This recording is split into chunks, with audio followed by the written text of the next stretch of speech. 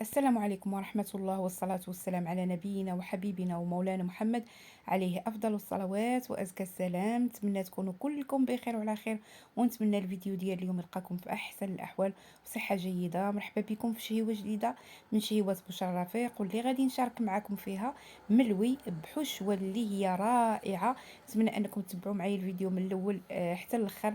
ما تنسونيش من لايك ديالكم، ما تنسونيش من التعليقات ديالكم. الناس اللي اول مره كتزور القناه تضغط على زر ابوني وتفعل الجرس باش يوصلها جديد الوصفات. بالنسبه لهذا الملوي كنحتاجو فيه جوج زليف ديال الفورص مع نص زلافه ديال الفينو. باش كيجيكم الملوي ديالكم او المسمن قطني غادي نضيف عليهم واحد المعلقه ديال العسل. الا بغيتو تعوضوا العسل بالسنيده راه ممكن، غير هو العسل كيعطي واحد التحميره اكثر من رائعه. واحد القبيصه ديال الملحه، وغادي نضيف ايضا واحد ساشيه ديال الخميره او الخماره من وزن 7 غرام او 8 غرام اللي متوفر عندكم. الراس ديال المعلقه من الخميره الفوريه او الخميره المعجونه، 2 معالق حتى ل3 ديال الخل. وعندي هنا انا كاس ديال الحليب، غادي نعجن بالحليب هو الاول، ومن بعد عاد غادي نكمل بالماء. الماء يكون بارد من الصنبور او من الروبيني من الاحسن، لان ملي كتعجنوا بالماء سخون وكاينه الخميره تيخمر لكم المسمن وما غاديش يجيكم مورق. من الاحسن انكم تعجنوا بالماء بارد هكا باش يلا كتجيو في القياس ديال الخميره ديال المسمن.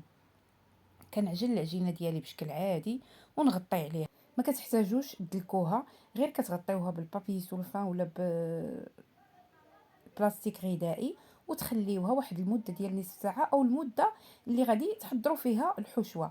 اللي احتاجيت فيها انا الجوج ديال البصلات من حجم اللي هو متوسط.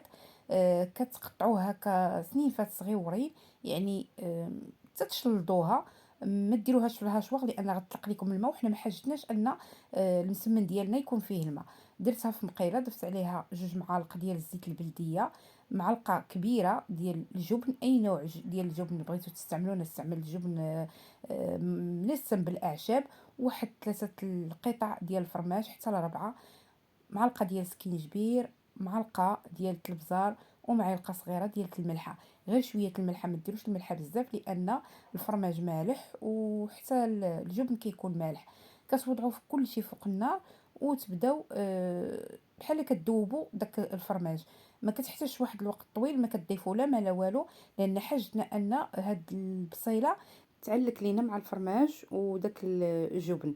غادي نخلي الحشوه تبرد وندوز معكم العجينه اللي كانت في هذه الوقيته ارتاحت.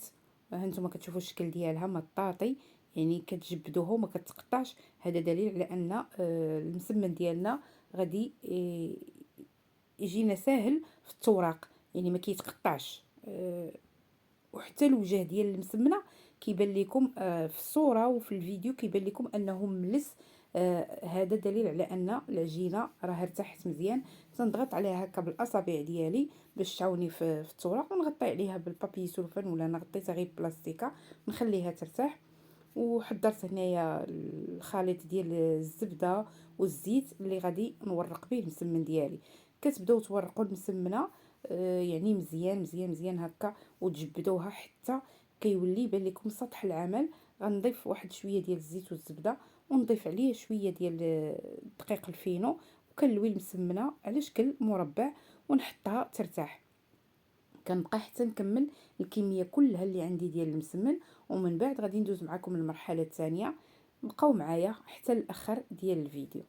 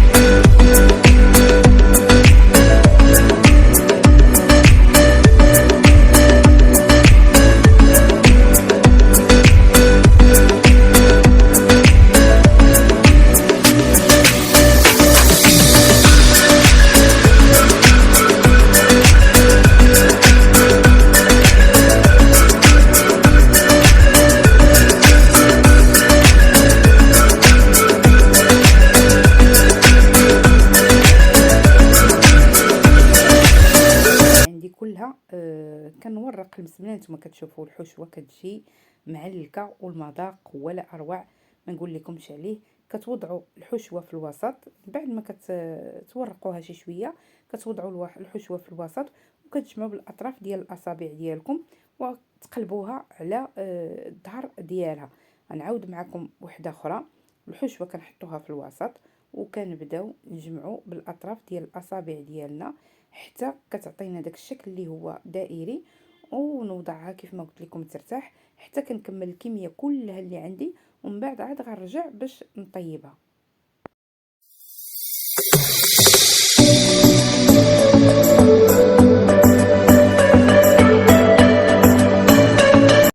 غادي نعطيكم واحد السر اللي كيخلي المسمن ديالكم يجيكم مورق وفي نفس الوقت ارطب وكيدوم لكم مده طويله. يعني واخا كتوضعوه في المجمد وتجبدوه وتسخنوه مره وجوج كيبقى غزال، وهو انكم ما تقرصوش بزاف في هذه المرحله الاخرى. كتخليوه شويه كيف كنقول انا مهبر باش هكا تيستحمل ديك السخونيه مره وجوج.